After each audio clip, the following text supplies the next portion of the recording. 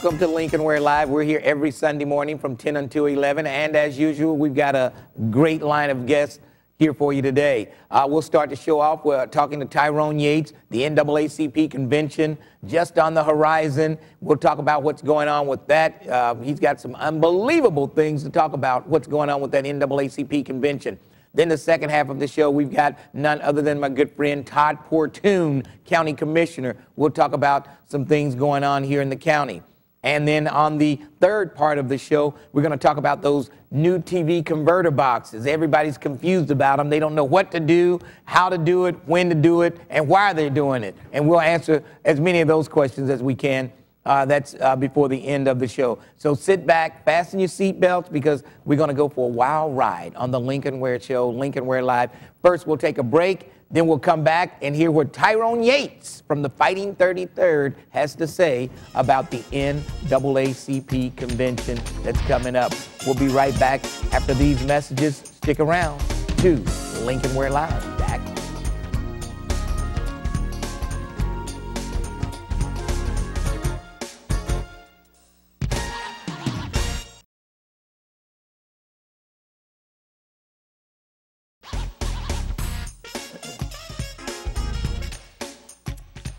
And we're back live. Lincoln Ware Live is the program. And as promised, my good friend Tyrone Yates from the Fighting 33rd, State Representative Tyrone Yates. Welcome to the show. Thank you, Mr. Ware. It's a privilege to be here on Channel 38 and to be here with you and your listeners, everyone concerned about the great success of the NAACP National Convention. Right, it's coming up July 12th. I think it's really the official start of it. The official start is July the 12th and runs through Thursday, July the 17th, culminating really with the appearance of United States Senator Barack Obama on the 17th that morning, and United States Senator John McCain on Wednesday, July the 16th.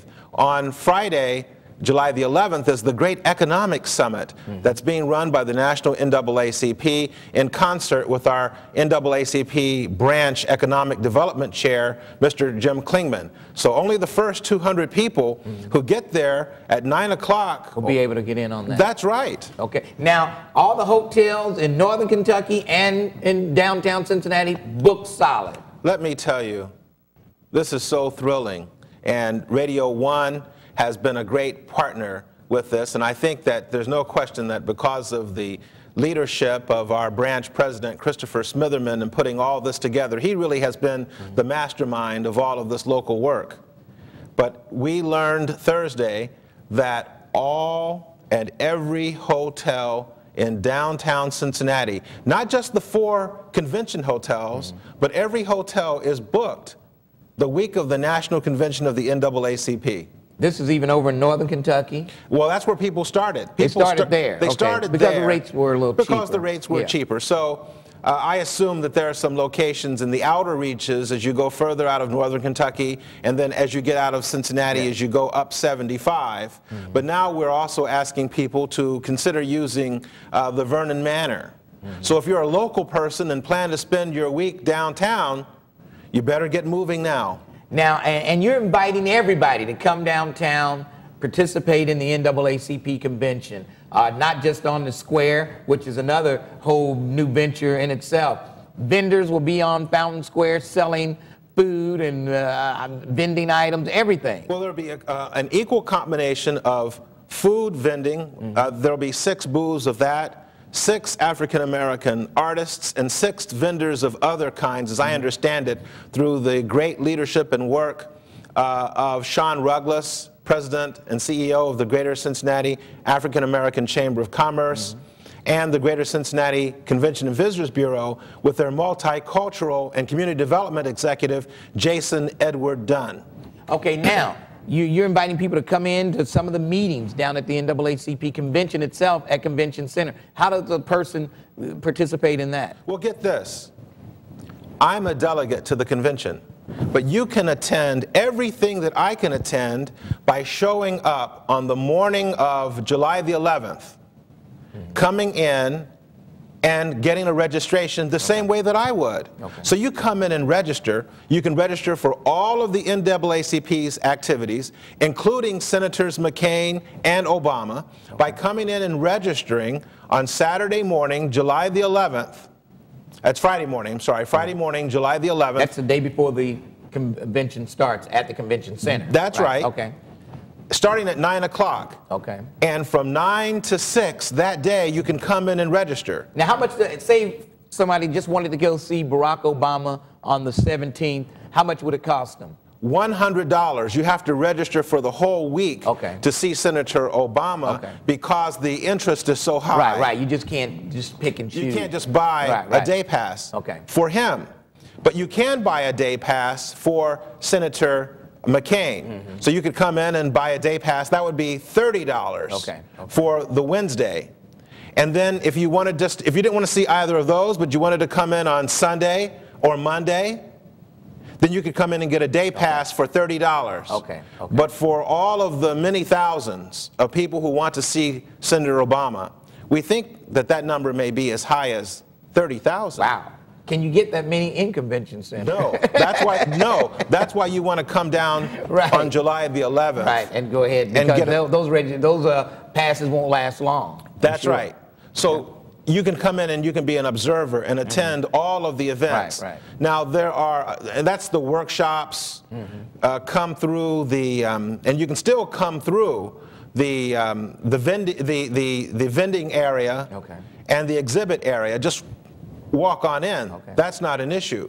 But to participate in the convention itself and all the great workshops, the national workshops on affirmative action, on the Supreme Court, on economic development, there's a great youth program. Youth can register for the whole week, Lincoln, for $50. That's unbelievable. For the whole week. We're so excited. Cincinnati, the mayor, and you know, Cincinnati has to be thrilled as the buzz that's around this whole convention. I mean, because it's fantastic. Everybody's buying into it. I saw where they're giving classes on how to be nice to visitors here in the city. You know, so everybody's jumping on board. Well, we really have to give a great nod to Mayor Mark Mallory, along with, again, the branch president, Christopher Smitherman. They've all been working in their respective ways to bring this community together in a very responsible way. And a large measure of credit has to go to Mayor Mallory for the style and the leadership up front and behind the scenes in this convention, working closely with the members of council, as well as our fine city manager, Mr. Milton Dohoney. They've all done a great job in pulling all of this together. Now, is there a number, if people want to get more information about the registration, is there a certain number they can call? I'm going to give you the number and then ask that our people behind the scenes punch that in so they can flash it during this show. That number is, for people who are watching in Columbus and streaming in Costa Rica right now. That's right, by the way, and if you're having trouble picking us up on TV, you can just go to WBQC.com and you can see us live over the internet. So that number, if you're calling in long distance, would be 513-281-1900 281-1900 in the 513 area code. We have a full-time convention desk, full-time administrative assistant. Just ask for Ms. Joyner, Ms. Irene Joyner, who's the mother of Brian Joyner, the great artist. And she's doing a fabulous job in managing the details of, if you want a booth, if you're a retail vendor and you say, I want to get in on this, if you want a booth, you can still get a booth. If you are an agency of the federal government, the state government, the local, if you're a corporation, if you're a bank or any kind of business and you want to be a part of exhibiting, there's still time for you. Just call 513-281-1900.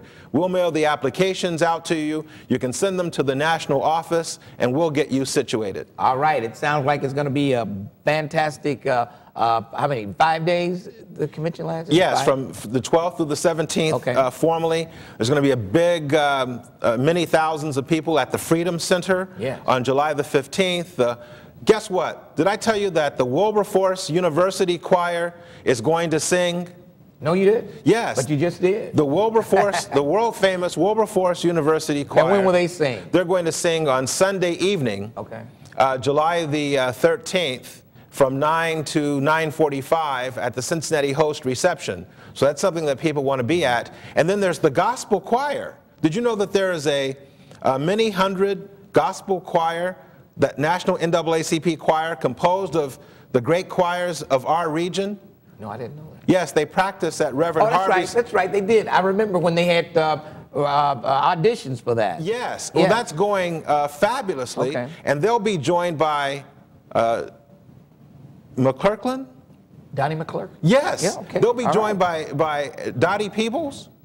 Yes, they'll be a part of the Gospel Extravaganza. And you can come to the Gospel Extravaganza. That ticket is only $20. All right, well, it sounds like it's going to be great. 281-1900, 513 is the area code. If you want more information on the NAACP convention starting July 12th right here in Cincinnati. Tyrone Yates, it's always great seeing you. And I know, I tell you and Steve Reese and Chris Smitherman and others worked hard to get this. Herb Brown, Western Southern Life. Yes, to get this thing off the ground and running. Jan-Michelle Kearney is our publicity. Definitely. And this will probably be the biggest NAACP convention in years. Ever. All right. All right. Good to see you. Thank you, sir. All right. Tyrone Yates.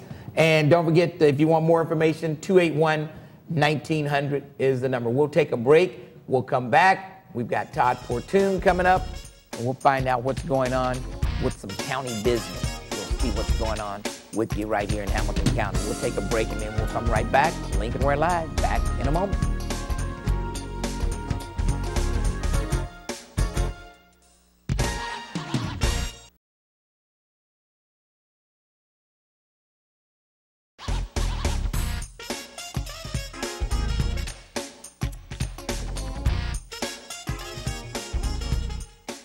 And we're back live. Lincoln Ware Live is the program. As promised, my good friend Todd Portune, Hamilton County Commissioner. Todd, welcome to the show. Lincoln, it's great to be back. And I'll tell you, as I was on my way over here, I was talking to a very good friend of the program. She works here at the studio, Mary Beaver. Yes. Mary was responsible. I ran into her at the North College Hill Parade, and we talked about getting on the show again. And Mary said, now make sure you give a shout out to all your homies in Coleraine Township. That's where I grew up, and Mary, of course, lives out there. So there you go, hey, Coleraine Township. Did you graduate from Coleraine? I did. Okay, yep. Okay. Yep. I won't say when. You know, too many years ago. Is his mic on? Oh, okay. Yeah, turn that mic on there. See that on switch right here on top there. How's that? Is that on? Okay. All right. See, I thought you guys had me all set up. I did too. But you figured out how to silence me, Lincoln. That was great. We could never silence a Democrat. No, we could. Now, you hear the resolution establishing the Office of Maternal and Infant Health and Infant Mortality and reduction. And why are the rates so high here in Hamilton County? What's going on here? Well, we really don't know, and that's why establishing this office is so important. I've been trying to get at the issue of infant mortality in Hamilton County for 6-7 years, and to try to get other people to join on board and be actively supportive. And there's been a very small group that has been there every step of the way. People like Ed Donovan and Barbara Rose at Children's Hospital Medical Center, Dwight Tillery, former mayor of the city with the Center for Closing the Gap, Tim Ingram, the county's General Health District Commissioner, and Nobel Messeru, the city's health commissioner. But we've never really gotten the political support to get behind it and could have a real focus on what's going on. And for your viewers that don't know what infant mortality is are those babies that die before their first birthday. And in Hamilton County, for whatever reason, babies are dying before their first birthday at a rate that is 30% greater than the national average. And when you peer beneath the surface on that, and we look at the African American population and the Appalachian population in our community, it's 3 times the national average. It's a real scandal. I mean, I got to tell you, it is a real scandal. Is it prenatal care? They're not getting the prenatal care? It's lifestyle issues. It's prenatal care. But we really don't know why, despite the expenditure of millions of dollars locally, we're not making a difference. Yeah, yeah. And other communities have been able to make a difference. We're not, for whatever reason, in Hamilton County. So we finally, I've been able to get the city's interest on this, and we have now established an office on maternal and infant health and infant mortality reduction. We're going to provide the seed money of $250,000 for it as the county. It's going to have a 10-member board, 5 appointed by the city, 5 appointed by the county. They'll hire their own executive director.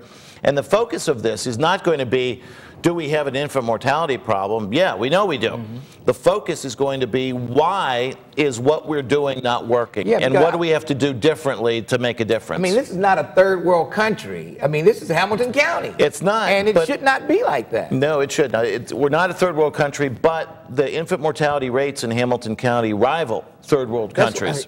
And so we're gonna get at this. We've charged as a goal to this office to reduce our infant mortality rate to below the national average, all populations, within 5 years. So by June 30th, 2013, our target has been to reduce the numbers. Now, you're going to plan on tracking some of these women that get pregnant and who checks in with some of the health department offices, or go to the doctor? Or how are you going to track them? Well, there will be, certainly will be tracking. Part of this is unfortunately going to be child fatality review as well. And we've established under the child fatality review team a subcommittee that's going to focus just on the infant deaths, the pre-first birthday deaths, and gestational deaths. Because if any of those had been born live, chances are they would have died also. So we're going to study all of those deaths and try to find out what was going on in those situations as well.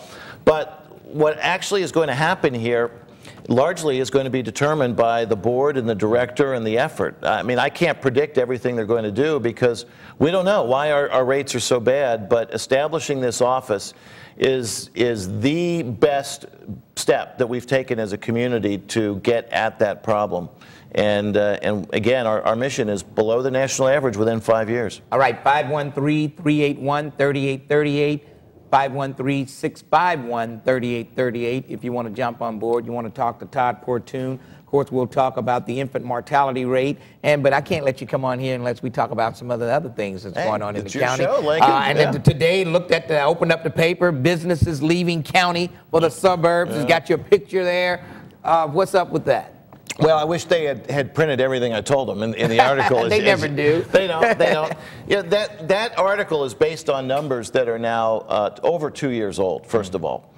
And we know that things are turning around. For example, the Banks Riverfront redevelopment project, we have done that. Ford up in Sharonville, one of the first things that I, as president of the board, was able to successfully do was to keep Ford here in Sharonville, retaining all those jobs, and they're going to make a $35 million investment into that plant and retool it and return it around and save all those jobs, and on and on. There's been a lot of stuff that's been done over the past 2 years, number one. Plus, Mayor Mallory and I both had challenged the Census Bureau on their numbers and their statistics in terms of population and other things that are going on. And these are Census Bureau numbers that are over 2 years old. So we know that their numbers were wrong with population. I suspect that they're also wrong with respect to some of these business issues. Having said that, though, I don't want to make it sound like everything's sugar-coated or rosy. We have our challenges. We're a built-out county, Lincoln, and we don't have the wide-open green space that other places have. Yeah, a lot of the But we are going to do the things that we need to do to cobble the property together to generate the funds that we need for redevelopment purposes. Right now, the city and the county jointly are talking about retooling the Port Authority so it will function like a real port development authority, and we're going to give it the ability to do anywhere from $50 to $100 million annually of bond-funded development.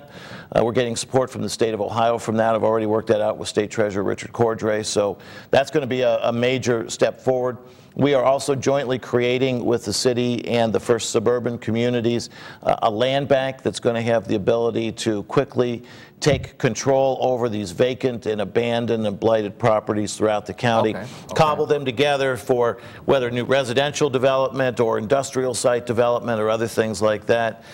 And on down the line, there are a lot of positive things being done. All the policies that we adopted with the banks on contracting and workforce development and job creation are now going to be a part of the county's job and employment and contracting policies across the board. So whether it's the $2 billion worth of work that MSD is going to do over the next 15 to 20 years or any of the contracting that we do, those same policies that are geared toward creating more jobs locally, toward requiring there to be contracting with diversity suppliers and on down the line, we are finding ways to keep the money at home, to support local entrepreneurism and to grow jobs here in the Hamilton County area. Now, things that didn't happen when those statistics that are over 2 years old were being put together. Now, I don't know, were you in favor of light rail back when we had that on the ballot?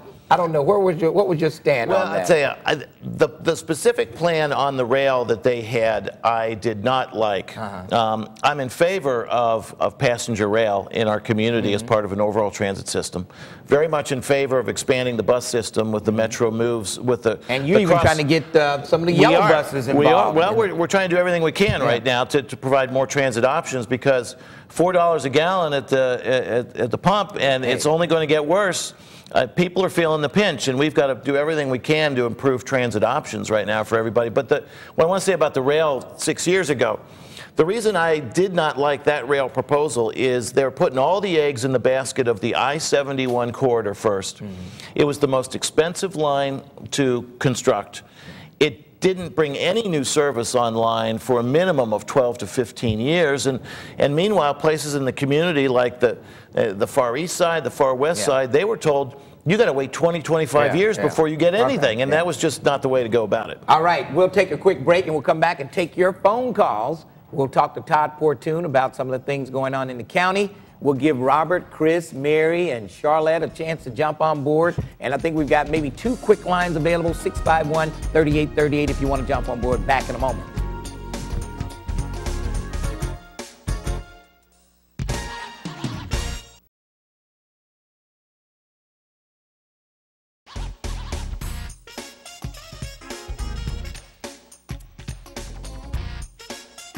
We are back live. Lincoln Ware Live is the program. Todd Portune is my guest, and everybody's waiting in line to talk to you, Todd, so we'll get busy. All right. Let's start things off. Robert, you're the first caller today. How you doing, Robert? I'm doing fine, Lincoln. I have a couple of questions here for the commissioner. Could you turn the speakers up in here a little bit? It's hard for Todd to hear. Okay, go ahead, Robert. I'd like to know just about, I like the commissioner, but I'd like to know why is it that he wanted a jail built and Pat DeWine didn't. Why did you want a jail and Pat DeWine didn't? And Pat DeWine didn't. Well, Pat DeWine did want a jail built. Listen to the answer. I mean, the fact is Pat DeWine did want a jail built. The difference between the two of us is Pat was running around saying, we don't need any new money to build it. The county's got plenty of money. Don't vote for this thing. Go ahead and vote against it, and we'll build the facility that we need. What I was trying to do was not just build a facility, because the fact is we got 4 buildings that we use right now, and several of them are antiquated, primarily the Queensgate facility, that we've got to replace anyway. So it's not about building a facility just to add more spaces willy-nilly. That was never anything. We got to replace these facilities anyway, and it saves county taxpayers a lot of money in the process. But also, as a part of issue 27, was about reforming the criminal justice system. More money for intervention, more money for drug and alcohol treatment, more money to develop alternatives to incarceration, and to fund all of this with a 15-year tax to fund everything for the next 30 years. So, but Pat was out, we don't need to raise taxes, we got plenty of money. Well, okay, it got voted down. We now are in the throes of tremendous budget difficulties as a county. Oh, yeah. I asked Pat and everybody else that was on that side, where's the money, guys? There is no money, and so we're still working on doing all the reform measures. And just to let everybody know where that sits right now, the Criminal Justice Commission that Dave Pepper and I put together has about 5 subcommittees, and they're looking at things like reforms in sentencing and bond practices, alternatives to incarceration, new drug and alcohol treatment within the dollars that we have. What can we do differently or reapply the money that we have?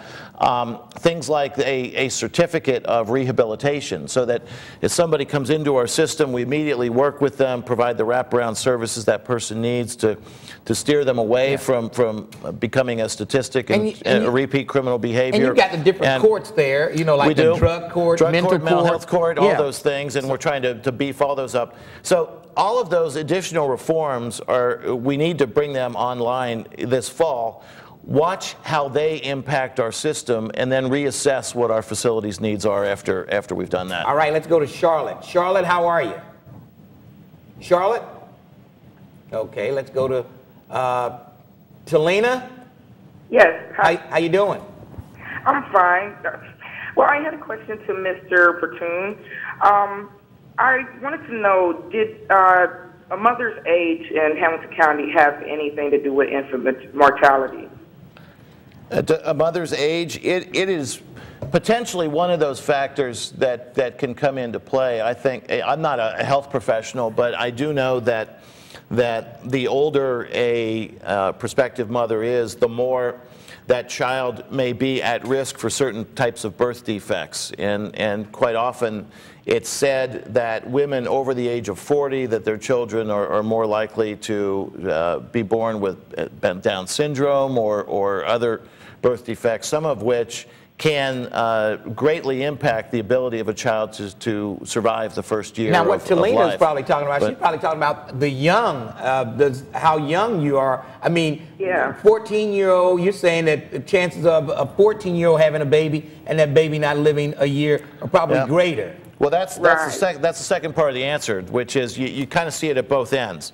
At the upper end of the spectrum, it's because of biological issues, primarily.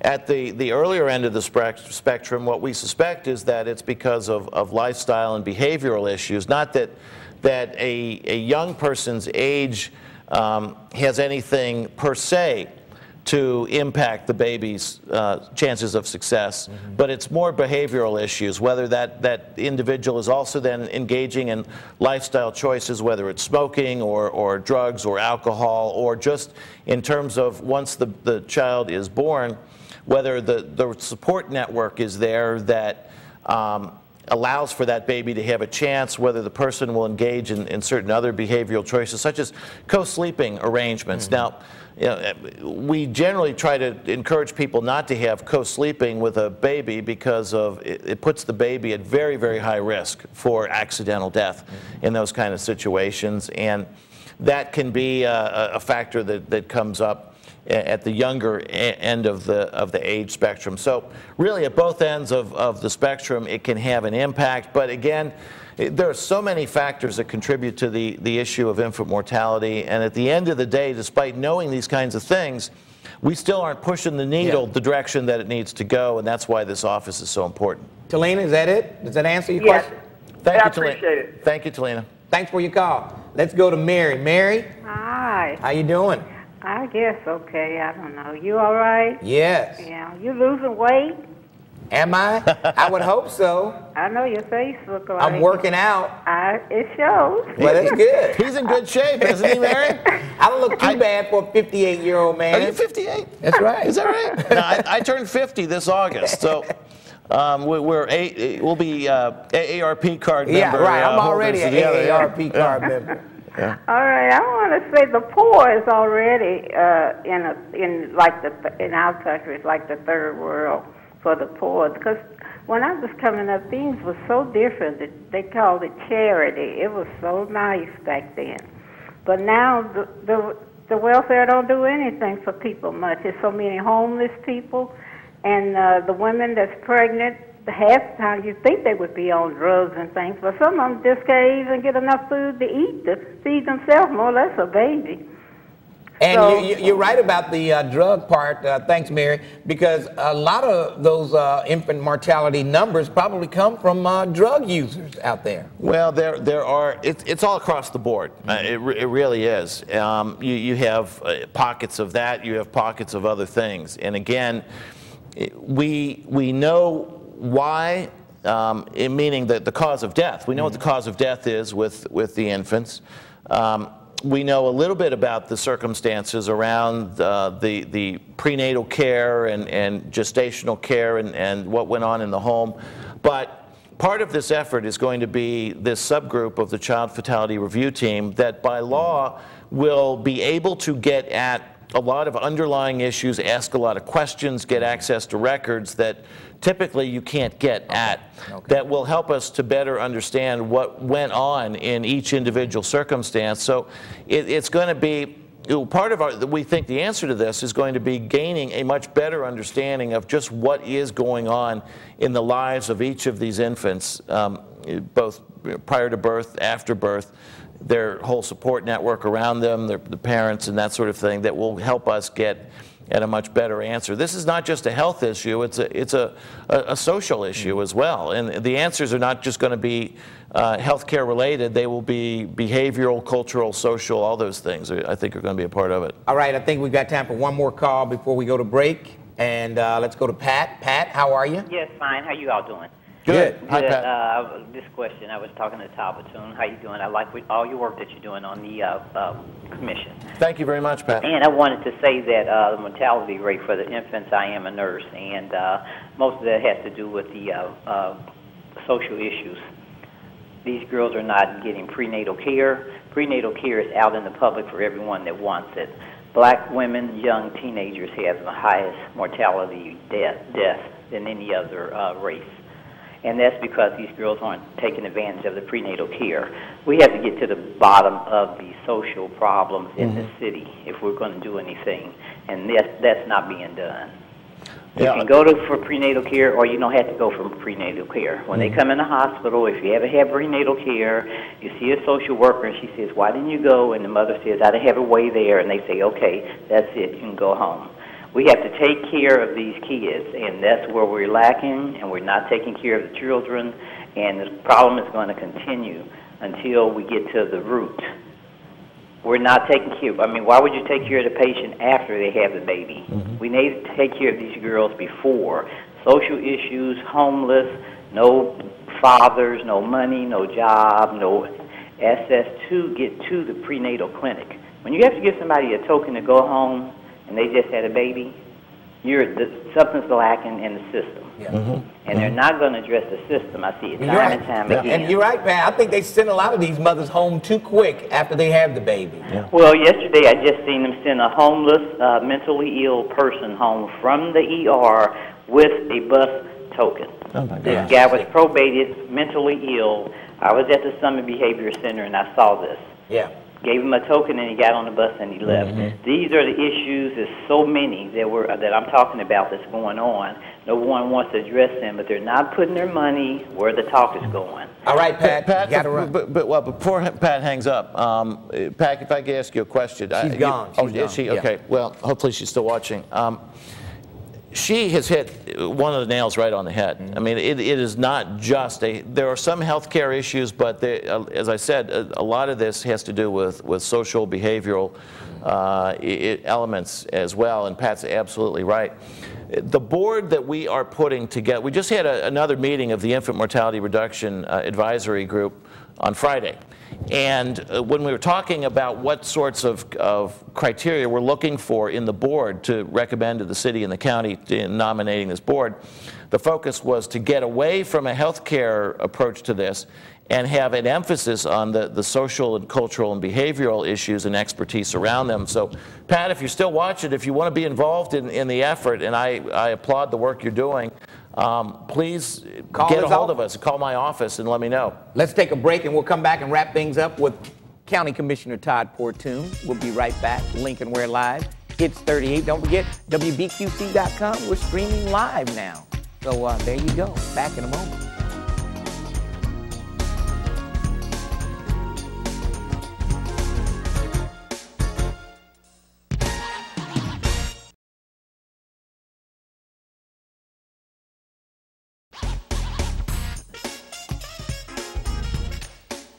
And we're back live. Lincoln Ware Live is the program. Got about another 3 or 4 minutes left with Todd Portune. We'll try to get to as many calls as we can. I'll keep my answer short. Yeah, All do right? that. All right. Yeah, sound bites. Yes, How about sir. sound Yes, bites? sir. It's hard for politicians to understand that, but sound bites.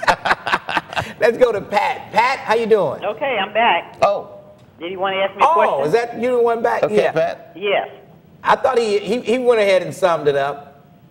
Okay. Okay, thanks for your Pat. call. Wesley, Yeah. Good morning, Lincoln. how you doing? I'm fine. I'm a member of COAS. I would like to ask the commissioner here his relationship with Chris Smithman. Okay. You've quickly said, I've always had a very good relationship with the president of the Cincinnati branch, NAACP. We disagreed on one issue, which was issue 27 a year ago, but my voting record and support has always been in the 90th percentile or better on issues that are important to the NAACP and continue to be. So I look forward to having a consistent and ongoing good professional relationship with him. Well, I appreciate that answer. I was just wondering about that. I just wanted to know. Okay, Wesley, don't Thank lose you. any sleep over that. All right. Okay, thanks for your call. Sharon, Yes. how you doing? Speak up a little bit. Hi, I'm fine. I have a question. What about the ones that are receiving prenatal care? Just like me, I've received prenatal care. I'm asking for help now. I've had a miscarriage last year, and I'm going through the same problem now.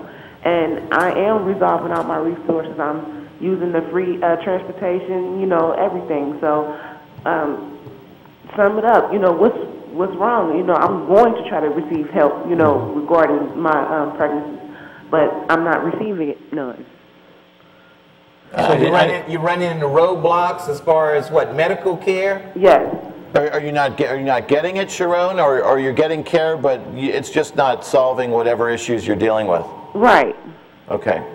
And they can't tell me what's going on with me, and I went back, ample times and got different opinions and everything.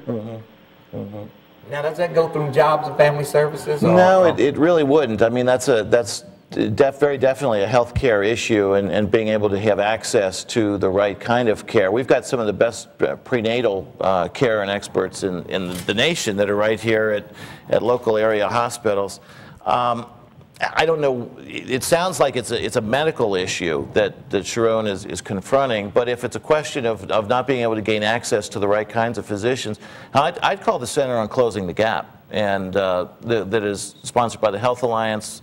Initially, it's frankly now supported by all the health, Tri-Health, Mercy Francisco, the whole system locally, but I wish I had their phone number off the top of my head. I don't, but it's the Center, on Closing the Gap. Yeah, Center for Closing the Health Gap. Yep. Or you could probably look in the Cincinnati Herald.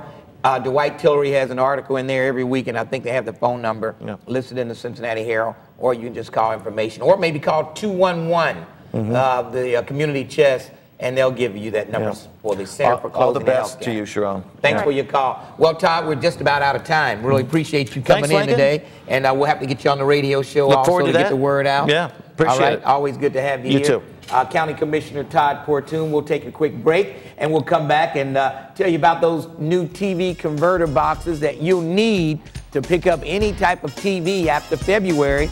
And there's so much confusion surrounding those boxes. We'll try to sort some of it out when we return.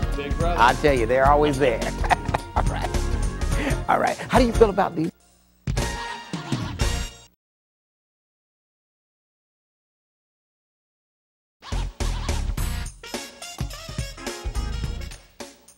We are back live. Lincoln Ware Live is a program, and in the studio with me, Mr. Howard Freedman. He's with the TNT Picture Company, and I guess you do some work with Dish TV. And talking about the new converter boxes. Now, the DTV PAL box with the pass-through system. Explain, what is the PAL box with the pass-through system? What is that? Well, what this basically does is everybody's heard about, not everybody, but the digital transition on February 17th, 2009. And this box lets you view the channel that you're watching right now, channel TV 38 and 25. A lot of the boxes out there do not let you, you can only get the digital channels. With this box, you'll be able to get the digital channels and some of those channels that may not switch over to digital. Correct. At that time. That's correct. Will be the converter box to make sure you can get that. Correct. That's what this is. Now, the cost of it is how much? Cost is $59.95 plus sales tax, but you can get a coupon. You get a coupon. Right, and this is what the coupon looks like right here. For and you can get that. You can. How do they get the coupon? Well, they send that in to. They can call or they can. I think you have the number. They can call. Is it the FCC they call? There's a 1-888-225-5322. Right. Or they can call you, and I'll give them your number, 771-3372. Correct. Now, if they call you and they get the converter box through you, and they can pick them up here at the channel 38. Correct. At the station, and if they come, they'll have a choice to get a free pass to see, a pass for two to see Hellboy 2, or you can see the new Eddie Murphy movie, Meet Dave. The new Eddie Murphy movie, Meet Dave, if they order through you. And put that website address up there again. That's to get your coupon, and then that's the number to call you. Correct. If they want to get the box. Right. They need to call to get that. They need to get the box. They need to call us, make the financial arrangements with us. Then they can stop by and give them proof of identity and pick up the converter box at the station here. Now, coming up in one of my future shows, I'm going to have someone on here, and we're going to spend probably a whole hour explaining to people why they need this and what they need to do, because a lot of people are confused. If you go out to H.H. Gregg or anywhere and buy you a new TV today, you won't need a converter box. Even though you don't have cable or satellite, you still wouldn't need a converter box to get TV, would you? That's correct. The new TVs have the tuners built in. Right. Now, there's the older TVs that don't have those HD digital tuners built in. Those are the ones you would have to get the converter box for. Correct. There's one thing, though, I will say. If you have a new TV, well, yeah, that's correct. That's the best. Yeah. A new TV, you don't have to worry about it. All right. Pick up the phone. Call 513-771-3372. And you can order your pass-through DTV PAL box with the pass-through, and the cost is $59.95. But with your coupon and tax, your cost is only $23.85. Correct. So what? Say that again? Oh, okay. Let's go to Gary. Gary has a question. Gary, how you doing? Hi. How you doing? Pretty good. You have a question? Yes, how you doing? Good. Yes. Turn your TV down. Just a minute. Turn your TV down because we're on a delay, and that can confuse you. Okay. How you doing? This is Gary. Okay. I have a question about which box to get. They got the what is that? The ATSC box and the NTSC box. Which one? What's good? You know, they talking about you won't get some channels without both designations. So I need to know which one to get. Well, this box here has basically everything you need.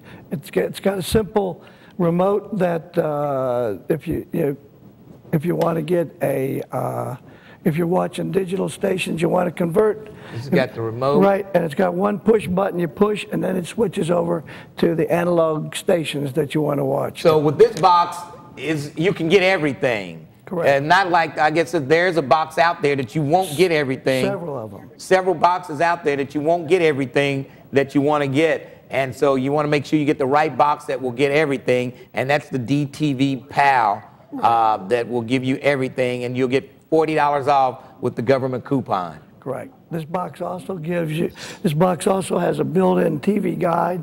It's very easy to install, and it's basically, like I said, anybody can put this in. Does that answer your question, Gary? Yes, it does. So that box covers everything. You're right.